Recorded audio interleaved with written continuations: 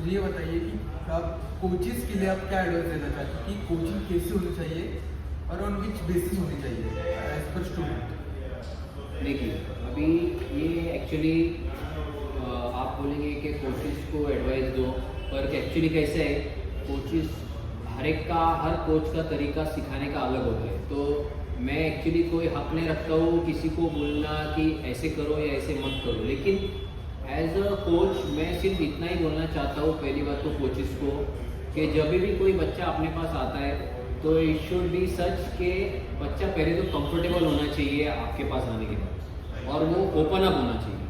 अगर वो open up नहीं होएगा और वो उसके स्किल्स बिना डरे आपके सामने प्रेजेंट नहीं करेगा या उसकी मन की बातें आपको नहीं बताएगा, तो फिर वो उसका स्किल उसके अंदर ही रहेगा। वो डर डर के खेले, डर डर के एकेडमी में आएगा और सीखेगा नई चीज़ें, तो फिर कुछ मतलब नहीं। तो पहली बात तो जब ये आते हैं बच्चे आते हैं तो आई वुड एडवाइस के coaches should let the children open up. उनके साथ थोड़ा सा आप फ्रेंडली बनो, उनकी साइकोलॉजी को समझो। साइकोलॉजिकल लेवल पे जाना बहुत ज़रूरी है। हर बच्चे की साइकोलॉजी अलग होती है क्योंकि हर बच्चा अलग अलग बैकग्राउंड से आता है।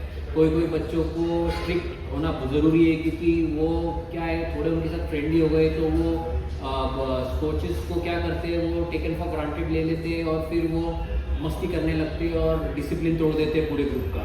और कोई बच्चे ऐसे होते हैं जिनको स्ट्रिक्ट होने की ज़रूरत नहीं है, उनके साथ थोड़ा भी अच्छे से बात किए तो वो सिर्फ डरे हुए होते हैं, तो वो खुल जाते हैं और फिर वो अपना जो स्किल है या जो भी उनका माइंड के अंदर जो भी क्वेश्चन है वो आपको बता के आपसे ओपन अप होके आपसे एज ए फ्रेंड खुल के बात करते हैं। तो हर बच्चे की साइकोलॉजी समझना और वो साइकोलॉजी को समझ के वो उसके लिए क्या वर्क कर रहा है, वो साइकोलॉजी को समझ के उसका परफॉर्मेंस कैसे निकले वो समझ के उसको गाइडेंस देना बहुत ज़रूरी है। दूसरी बात मैंने ये ऐसा ऑब्जर्व किया है कि कोई कोचेज, हर कोच नहीं है पर कोई कोचेज ऐसे भी है जो हर बार कोई स्टूडेंट आया तो बोलते हैं कि अरे खुद की अचीवमेंट्स की ज़्यादा बातें करते हैं। मैंने ये किया है, मैंने वो किया है, मैंने ऐसे किया है, मैंने वैसे किया है। यस, वो एक कुछ हद तक वो सही है, वो बताना भी चाहिए, पर मेरे हिसाब से वो बाद में बताया तो भी चलेगा। आपको क्या करना चाहिए, आपको पहले बच्चे की क्या क्वेरीज है, उसकी क्या प्रॉब्लम्स है, उसकी क्या डिफ़िकल्टीज है, वो समझ के उसको वो डायरेक्शन में गाइडेंस देना ज़्यादा ज़रूरी है। कोई बच्चों को आप ये सब बताओगे कि आपने ये किया है, वो किया है, वो किया है, तो वो बोलेगा अरे बाप रे, वो डर जाएगा, वो बोलेगा अरे ये सर इतने बड़े ये अचीव किया है, मैं इनसे कैसे बात करूँ। वो फिर शेल में चला जाएगा, डर के वो आपसे कभी खुल के बात नहीं करेगा और फिर वो डरा हुआ ही रहेगा और आपको भी लगेगा कि ये बच्चा ऐसे क्यों बिहेव कर रहा है, क्यों इतना डर के एक कोने में है या किसी से बात नहीं कर रहा है, ये नहीं कर रहा है। तो मेरा यही एडवाइस है कि आप ये सब चीज़ें कर सकते हैं, लेकिन बच्चे को पहले खुलने दो पूरी तरह, उसको पहले ओपन अप होने दो, उसको उसके अंदर का स्किल बाहर निकलने दो, उसके अंदर के जो भी क्वेश्चन है आपसे पूछने के लिए वो उसके मन में कंफर्ट लेवल एक होना चाहिए। आपसे कभी भी फ़ोन पे बात करने आना चाहिए उसको। और ये जो मैं बोल रहा हूँ ये जेन्युइन स्टूडेंट्स के लिए, अच्छे स्टूडेंट्स के लिए बोल रहा हूँ। ये वो जो आलतू फालतू टाइम पास मस्ती खोर स्टूडेंट्स के लिए नहीं बोल रहा हूँ, जो आते हैं सिर्फ 2 घंटा टाइम वेस्ट करने के लिए आते हैं, टाइम पास करने के लिए आते हैं, लेकिन जो जेन्युइनली सीरियस है क्रिकेट के बारे में और जिनको करियर बनाना है और खुद काफ़ी होशियार है स्टूडेंट्स, उनको सिर्फ एक एश्योरेंस चाहिए कि हाँ भाई मैं जो रास्ते पे हूँ मैं सही हूँ या नहीं। कभी कोई स्टूडेंट इतने होशियार रहते हैं कि उनको पता है उनको क्या चाहिए, सिर्फ उनको एक सेकंड ओपिनियन चाहिए गुरु का या कोई इसका कि भाई ये मेरा सेकंड ओपिनियन है, ये मैं सही डायरेक्शन में जा रहा हूँ या नहीं जा रहा हूँ, उसका एक एश्योरेंस चाहिए। उसका एक एश्योरेंस चाहिए उनको कि भाई मैं सही डायरेक्शन में जा रहा हूँ कि नहीं। तो इसलिए मेरा रिक्वेस्ट है हर कोच से कि आप एक सही माहौल दीजिए बच्चों को, एक पॉजिटिव माहौल, उनको नेगेटिव एनवायरनमेंट मत दीजिए। उनको उनका कोई भी एक्शन कैसे भी रहने दो, क्या भी रहने दो, ऑड एक्शन रहने दो या आपके टेक्स्ट बुक के हिसाब से या रूल बुक के हिसाब से या आपके क्या बोलते हैं उसको टेक्निक के हिसाब से वो बैठता नहीं है, इसका मतलब ये नहीं कि वो गलत है। पहली बात तो उसका एंड रिजल्ट देखो, अगर उसका एंड रिजल्ट बराबर है, वो बॉल टप्पे पे डाल रहा है और उसको जो करना चाहिए वो बॉल से वो अचीव हो रहा है, तो मेरे हिसाब से उसको ज़्यादा चेंज करने की ज़रूरत नहीं है। नेचुरली जो है उसको रख के सिर्फ फाइन ट्यूनिंग करने की ज़रूरत है।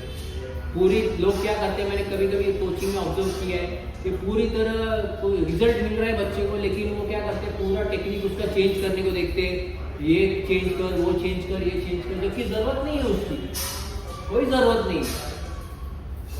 हाँ, वो सिर्फ आपको उसको फाइन ट्यून करना है और उसका जो भी नेचुरली जो आया है उसी के ऊपर उसको फाइन ट्यून करके उसको आगे बढ़ाना है, राइट? आपको क्या लगता है, मैं सही बोल रहा हूँ नहीं बोल रहा हूँ? आपका सही है सर, क्योंकि मोस्ट ऑफ द टाइम क्या होता है, जो सीरियस स्टूडेंट्स रहते हैं ना, उनके साथ अगर कोई मस्ती करने वाला रहता तो मोस्ट ऑफ द टाइम वो स्टूडेंट्स के ऊपर भी अफेक्ट कर जाता है सर। तो रहता है कि आपका सराउंडिंग वगैरह जितना अच्छा रहता है ना, उतना ही अच्छा स्टूडेंट बनता है।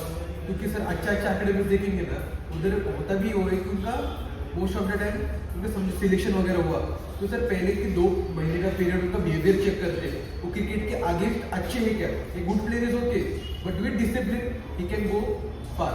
Correct sir most of the time क्या होता है, बच्चा अच्छा है, कैलिबर है, सीरियस नहीं है, या फिर कोई बच्चा सीरियस है, कैलिबर लैक करता है, तो उसको एक अच्छे कोच या अच्छा गुरु मिलता है ना, तो वो उधर से आगे जाता है। सर पर होता है कि अगर कोई अच्छे स्टूडेंट है तो क्या करेंगे, उसका डिसिप्लिन नहीं, वो आगे नहीं जा पाएगा। नहीं तो वही तो बहुत सारे एस्पेक्ट है, डिसिप्लिन का भी एस्पेक्ट है, जैसे मैंने आपको बोला, वही मैं बोल रहा हूँ, डिसिप्लिन का एस्पेक्ट तो है, इसीलिए तो फ्रेंडली बनना बहुत एक डाइसी मामला होता है। मतलब फ्रेंडली किसको बनना है, जो सीरियस क्रिकेटर है और जो गुरु को गुरु माने। ऐसे नहीं कि गुरु फ्रेंडली हो गया तो इसका मतलब अरे हाँ फ्रेंडली हो गया तो डिसिप्लिन तोड़ो, फिर ये मस्ती करो वो मस्ती करो। टैलेंटेड भले रहेंगे लेकिन डिसिप्लिन नहीं रहेगा तो कुछ फायदा नहीं।